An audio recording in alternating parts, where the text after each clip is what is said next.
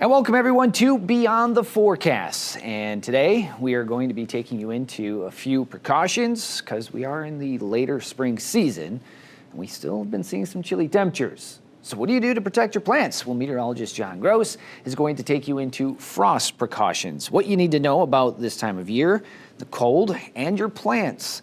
So we're going to deep dive into that. And then I will take you into wake lows. Yeah, it might sound weird, but I'll explain what they are, how they develop, and how they impact you when they develop. So we'll go into wake lows. And then we'll take a look at another segment from our Beyond the Forecast podcast. So we'll have that all coming up in today's show. But before we get to that, let's take a look at some of our fun segments that are off the top of the show. This day in weather history. On this day, May 29th, 1953, a tornado, at times 600 yards wide, killed two people on his 20-mile journey from Fort Rice, North Dakota to Emmons County, North Dakota. Nearly every building in Fort Rice was damaged. The Catholic Church was leveled, with some pews jammed 4 feet into the ground. So that was this day back in 1953. Massive tornado impact in North Dakota.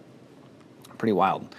Now, yesterday, trivia time. We asked you, when does hurricane season normally end? Is it October 2nd, November 30th, November 15th, or November 1st?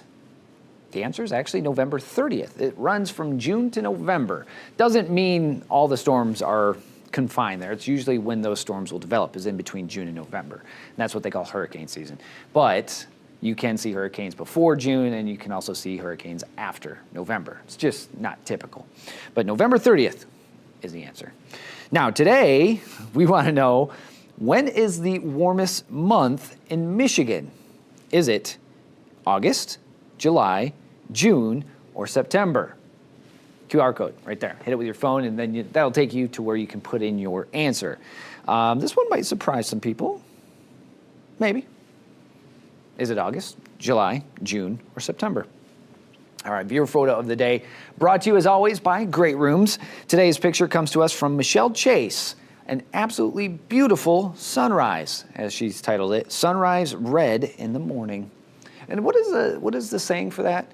Sunrise red in the morning, sailors take warning. Red at night.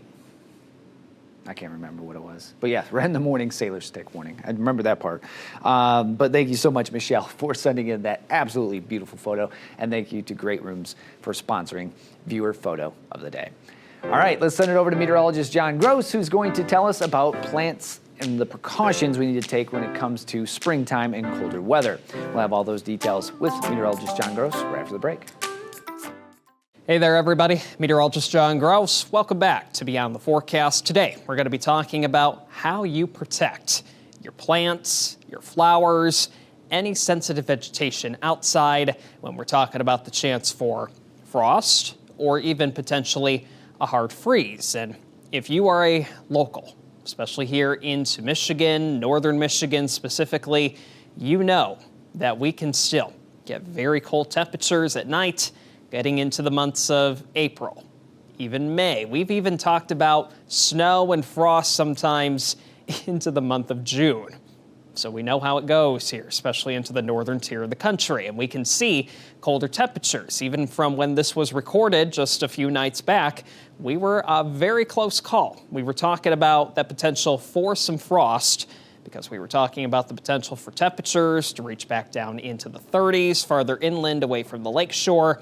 So we know how it goes. And you want to make sure, even if you are planting a little bit early, one of the main things we can say, or at least a good old saying, we'll call it that, for us here specifically into northern Michigan, usually Memorial Day means two things: the unofficial start to summer and when you can finally start to plant. Maybe your garden or flowers outside, because you just know that we can still talk about the chance, at least for some frost, getting into late May, even potentially into the beginning of June. So while we still have small chances, they really do start to decrease as we are now approaching the summer months. But if we do have a night where we do have that potential for frost or even a hard freeze, say you already planted, you've got your flowers outside, maybe your garden, maybe you've got trees with fruit or whatever it might be outside, you want to make sure that you're trying to protect it the best way you can. So here's a few good tips to make sure that you are protecting any sensitive vegetation that you might have outdoors when we're talking about frost or even a hard freeze. And one of the main things that you can do is putting down mulch. This can help to insulate your soil. What do I mean by that? Insulate. So we're talking about keeping heat in from whatever we do see from the afternoon into the early evening hours. If we're talking about temperatures potentially getting close to, if not below freezing overnight, that mulch can help to just keep in that much more heat as you're going into the overnight period, and that can just be the difference in whether you have damaged crops or your plants stay what they need to, healthy during the potential for frost or even a hard freeze. So it can also help to retain moisture, and it can also just help to prevent any frost damage. So again, mulch, a great insulating tool you can use. Covering up your plants. When we say cover up any sensitive vegetation, you might hear us say that when we do have the chance for frost or even a hard freeze. But what do we mean when we say cover up your sensitive vegetation? I'm glad you asked. Here's a look at it. One of the main things we talk about is what we call a frost cloth. Now, you don't want the cloth to touch your plants, but this is a great thing that you can use to help keeping any frost or any ice or anything like that from accumulating on your sensitive vegetation. Again, your flowers, your crops, your trees, anything that you might have outside in the garden, things like that. If you don't have a frost cloth, another good thing you could use is a lightweight sheet or a blanket. But again, you do not want it to cover or at least touch any of the sensitive vegetation. And one thing you do want to avoid altogether is using anything plastic. So while it may still help to keep the frost or even anything from forming on your sensitive vegetation, plastic, you can't breathe, or at least you don't have air circulation when you cover things up with plastic. So you want to try to avoid that. That's why you want to go more of the cloth, the lightweight sheet, or the blanket route when you're talking about covering up any sensitive vegetation. Let's go ahead and get into it just a little bit more. So now we have our frost cloth, but like I mentioned earlier, you want to try and not touch the sensitive vegetation. So you could use something like stakes or pieces of wood to keep it from covering or at least touching the plants. So obviously you want to cover the plant, but you don't want it to touch the plant. And then securing the edges of that, whatever cover you're using, maybe with weights or with a rock or something very, very heavy, so it's not potentially blowing away during the overnight period. So any sensitive vegetation that you do have outside can stay properly covered up.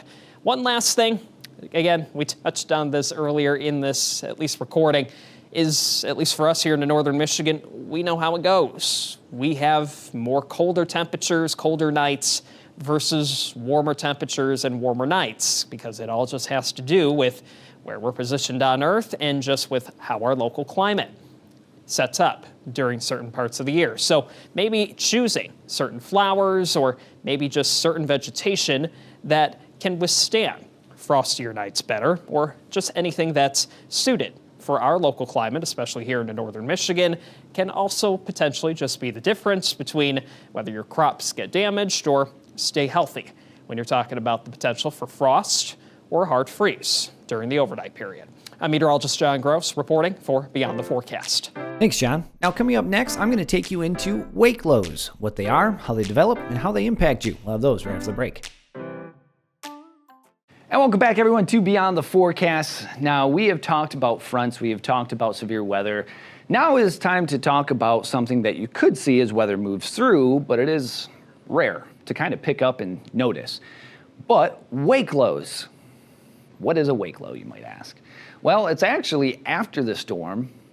And if you think everything's going to be just fine and you're out of the storm, but all of a sudden you just see really extremely gusty winds, but there's no storm activity going on around it. We'll explain. Step one, you need some warmer air, and you need a low pressure system to bring you some showers and storms. So you have that relatively low pressure with heating ahead of storms, feeding those storms and that moisture, and it works its way through. So there's your typical low pressure system, line of storms, all working its way to the northeast. You have strong winds gusting with these storms, possibly creating damage, and then you have relatively high pressure on the backside of it, And that is starting to develop. So with high pressure, you start seeing quieter conditions, right? So you have the low pressure system with the storms move through. You have high pressure developing behind it in a pocket, quieter conditions, calmer conditions. But on the backside of that high pressure, that warmer air starts to develop and actually starts to redevelop a very small low pressure system. And what that low pressure system does is it starts taking those gusty winds and starts developing those without the showers and storms. So that cooler backside air dries out and starts to warm up, allowing for that low pressure system to develop, get a bit stronger, and you start seeing a wake low. A wake, like behind a boat, you see that wake, and sometimes you get those vortices in the wake. This is exactly what this is. So as that storm passes through, you start getting that wake. And low pressure, where you have warmer air developing and starting to get that low pressure system settled up behind these storms, starts giving you extremely gusty winds, but nothing in the way of showers and storms. This sounds kind of odd, but believe it or not, this happened just about 2 years ago in Oscoda. We had a line of showers and storms move across the state, and then we had a wake low where they had 35, 40, 45 mile per hour winds after the storms, about half hour after the storms had passed through. And that did some more damage on top of what the storms did as they passed through. So let's take a look more of a 3D model. So you have that warm air developing those showers and storms, right? And then you have the cooler air dropping in the storm, giving you those gusty winds as well as that thunderstorm activity. And then on the backside, you have that sinking air behind the storm that dries it out, pushing towards the ground, and that develops high pressure. You can see the clockwise. So that sinking dry air gives us pretty quiet conditions. But what happens when that starts to warm up?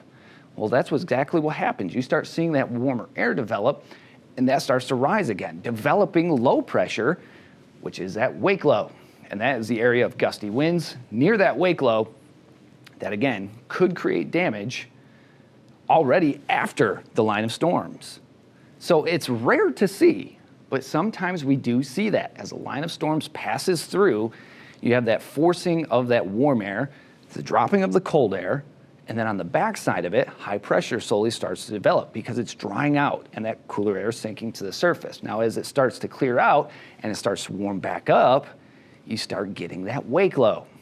And that wake low, sneaky, could give you some brief gusty winds and again, add more damage on top of what you just saw pass through. So we tend to see these in the Great Lakes. They're rare, but you do see them. So there you go. Next time you're in a boat and you see the wake in the back and you start seeing the wake and noticing vortices, wake low. Think about that and how that develops.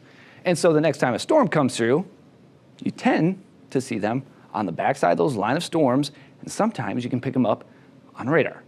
So we'll keep an eye out for that. We'll have much more from Beyond the Forecast coming up right after the break.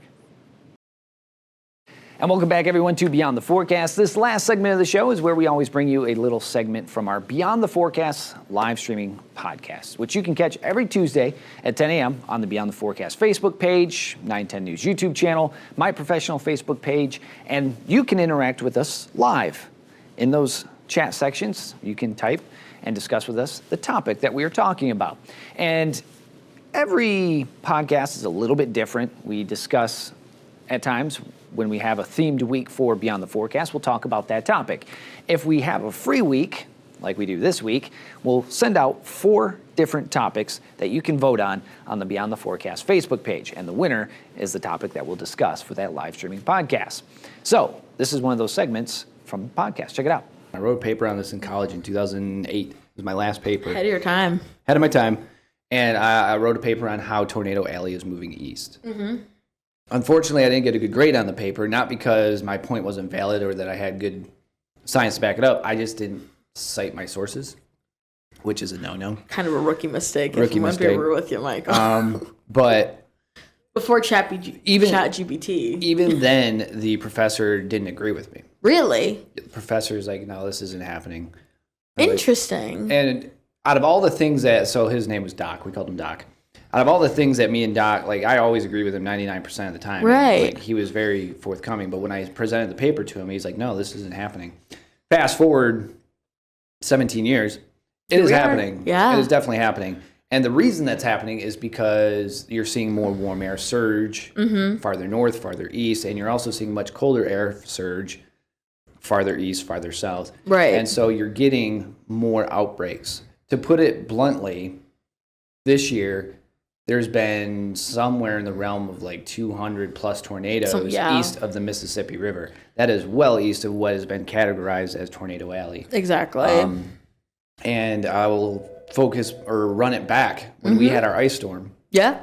they had massive amounts of tornadoes. Indiana, It Ohio, was Kentucky, a crazy Tennessee. line of that system. It was like when we say like a mixed bag of a forecast for northern Michigan, because sometimes you'll see snow in the Sioux and sunshine in Mount Pleasant. Right. Like I think that was the most like mixed bag of a U.S. region forecast. Right. There was flood warning, severe weather, ice storms. I have a good friend, Michael, who is in Evansville, Indiana, and they were having flood warnings and tornado warnings. Well, we were having ice storms warnings. and winter weather advisories in the UP. So it's only a 6-hour, 8-hour difference between us and him, but that's how warm they got and how unstable their atmosphere was to get that kind of weather. So it's a evolving thing. So it's not moving from the traditional states that Right. Texas, Oklahoma. It's just expanding, and we are seeing more and more and more farther east. Doesn't mean Texas isn't getting their tornadoes. Right. Doesn't mean Kansas and Oklahoma aren't getting their tornadoes. It's just not so confined. Yeah, it's not as anymore. uniform as it once was. And then you're seeing it spread out more east. What does that mean? It means we see tornadoes like Gaylord 3 years ago. Yep. It means we see bigger, badder, crazier tornadoes in the state of Michigan, which, is not out of the realm of things. You go back to the 50s, No. there's the Beecher tornado, which is still one of the biggest tornadoes in American history. Yeah. And that was down at Flint. But it just means they're getting a little bit farther out of their normal territory. Right. So they're getting a little bit farther north, they're getting a little bit farther east, they're getting a little bit farther in every direction. I think it's interesting that you said, so you were in college in 2008. I was just starting college in 2018. And we were taught in Survey of Meteorologists, which is like kind of like your introduction of meteorology you take freshman year, that the Tornado Alley is changing all the time. So it's weird that in that 10-year span, how it has been, like you were like, it wasn't a conversation, it was a fact. It's a fact now. It's not well, researchers are looking. It's like, no, this is happening. So what do you attribute that science to? Is it the science that we have more data points, or is it that we have more people investigating it? Is it the storm chasers? I would say, is that it we have now? population? Is it? Yeah. That's actually a really interesting Because I'm point. sure these areas saw tornadoes before. Right. Do we Everywhere just see now have tornadoes, people in cities that we didn't have cities before? Right. Are we getting more confirmed sightings? I think that is most likely the case. I think no matter what, we talked about it on our climate podcast 2 weeks ago, how with climate change, it's not so much that the weather is changing, it's just happening more often Right. or happening more extreme. I think the tornado this is a perfect case of we are seeing a tornado season kind of expand, which means now we have more options and more of a time period in the year to see tornadoes, which then in turn, instead of it only being a 3-month period for some of these Right, areas, right. it is now closer to a 5 months. 5-month period. So that's going to increase your tornado watches. And then I also think in social media now, it is so easy. How many times do we see on National Weather Service chats? And if you want to catch those, you can head to the 910 News YouTube channel where they are all living currently. It's the same for the Beyond the Forecast Facebook page. And we will eventually get them all up on Spotify or Apple Podcasts, wherever you take in your podcast, whether it's watching or listening, they will be there shortly. Promise. That is it for Beyond the Forecast for today. Thank you to meteorologist John Gross, meteorologist Haley Fischetti. I am Chief Meteorologist Michael Stevens, and we'll be back tomorrow with more Beyond the Forecast, your Friday episode, which means viewer question of the day will be added to that show. Be good, stay safe, take care. We'll see you all tomorrow. Bye, everybody.